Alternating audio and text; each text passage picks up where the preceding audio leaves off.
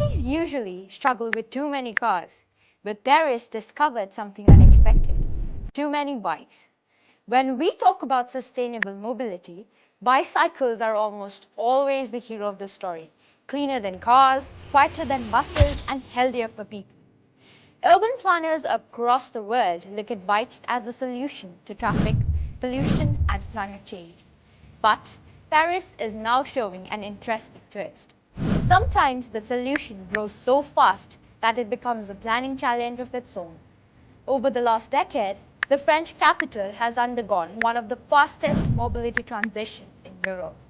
Between 2018 and 2023, cycling traffic in Paris increased by about 240%. The share of trips made by bicycle jumped from around 3% in 2018 to roughly 11% by 2023. What used to be a secondary mode of transport suddenly became mainstream. A big reason for this was infrastructure. Under the city's plan Velo, Paris rapidly expanded its cycling network.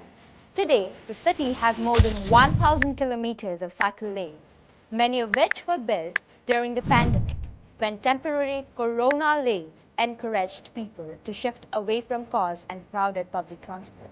The results were dramatic. By 2023, bicycles accounted for about 11.2% of trips in Paris, while car trips dropped to just over 4.3%. In some central areas, bikes even outnumber cars on the streets. But this success brought a new kind of congestion. Many bike lanes were originally designed for moderate traffic. Today, they carry commuters, food delivery riders, cargo bikes, e-bikes, and tourists. Each of these moves at a different speed. A delivery rider racing against time shares the same narrow lane as someone casually cycling to work. The result is overcrowded lanes, risky overtaking, and conflicts at intersections. Urban planners now call this micro-congestion in cycling infrastructure. Here is the bigger lesson. Paris did not fail at promoting cycling. It instead succeeded faster than expected. For decades, cities have struggled to remove cars from the streets. But Paris shows us the next stage of the story. When cities successfully shift people to sustainable transport, the challenge is no longer convincing people to cycle.